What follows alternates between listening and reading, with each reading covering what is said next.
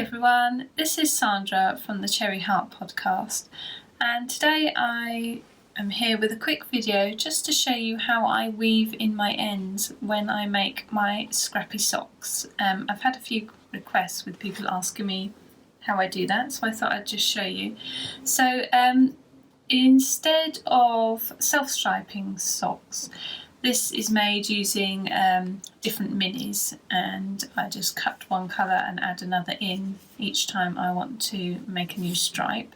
So I'm just going to show you how I pop the ends in afterwards. This is a sock where I've woven in the ends already, and this is the side where the stripe has changed. I'll just show you the other side. So that's the side, the normal side with no changes, and on this side is the side where I've changed yarns. It's quite hard to see where the joins are with this particular yarn because it's kind of mottled colour, but you can kind of, there's one there you can kind of see. But the ends are all woven in, and as you can see it still looks pretty nice and smooth. So I'll just show you how I do that. So here's my other sock. I've woven a lot of the ends in already.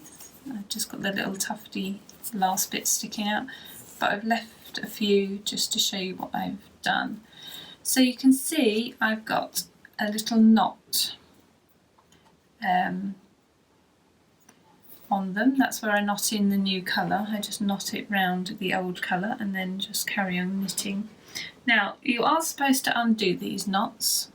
If you ever read a knitting book, it will tell you to undo them before you weave in your ends, but to be perfectly frank, I generally don't bother, so I'm not going to do it now either. But if you would like to, it certainly is what's recommended. So I just get my yarn needle, and all I do is just go under the stitches, but following this sort of diagonal line. I don't know if you can see. So I'll just want to go so that I'm not going straight. If I went straight under the stitches like this, oops, up this way, you would see the yarn from the front, so you don't want to do that. I mean, it is the same colour, but it would still stick out and it would show. So you just want to make sure when you're weaving them in that you're just going away from that straight line, and I like to just get under the next bump every time. So I normally just go up sort of the height of this stripe. I've got, I think, 8 rows here. So I take that through and I just make sure that's nice and snug so it pulls up the stitch nicely. And then I just turn it round, and I'm just going to go back on myself just to really secure the end in there. If I just did it one way, it would move quite a lot, and quite a lot would become unthreaded. So I just want to go back down that line of bumps again.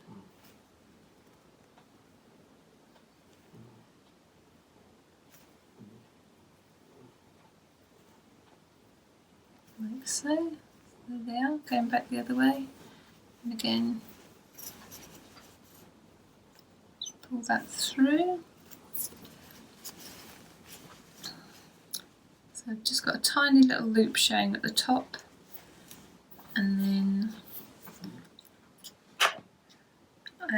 I just cut the end off, but I just like to leave a little bit proud, so I sort of cut it about there. And the reason I do that is because if I do sort of, as I pull them on and stretch it, I don't want that sort of end to be pulled through and to come to the front. So I just leave a little tufty bit.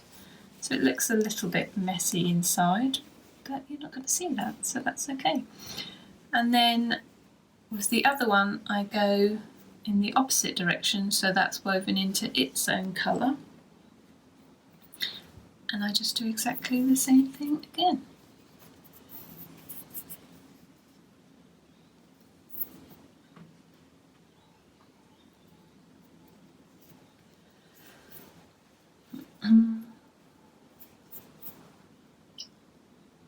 So I'm ignoring the purple one, I'll just go under the white ones.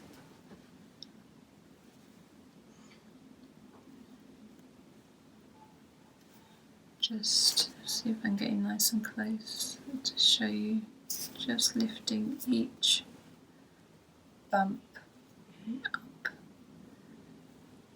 as I come to it. And as you can see, they kind of line up in a nice diagonal way. And if you want to sort of check that nothing's going to show from the front, when you've got your needle in there, if you just pop round and look from the other side, the end's poking through there, but the bit where the thread is going to go, so you can't actually see the needle at all, so you know that you're going to be fine.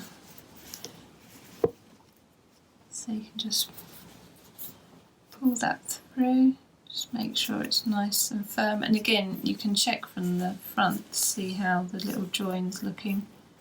Yep, fairly neat. And then just go back down the next line of bumps next to it. If I've got shorter stripes and I'm only going under a sort of a few bumps at a time, like I'm only going over under a few rows worth of bumps, then I might go sort of up and down again. Like sometimes I'll just do one more after this. So I've gone up, I've gone down. I might go up again, or even like down again if it's really a smaller area to weave the end into. So what I like to do where I can is weave them into the same colour, so there's even less chance of them being seen. But I have done it across a colour before, and it very rarely shows up at all, so it is fine if you have got a very small stripe and you want to just weave it into a different colour slightly. That will still work. So there you go, I've got my tufty ends, and you can see just how the bumps are a little bit proud, or possibly you can see anyway, just there where they've been woven in. So that's all there is to it. And as you can see from the front, hopefully, you can't really tell that anything's happened. So that's how I weave my ends in. I hope that's helped. Bye!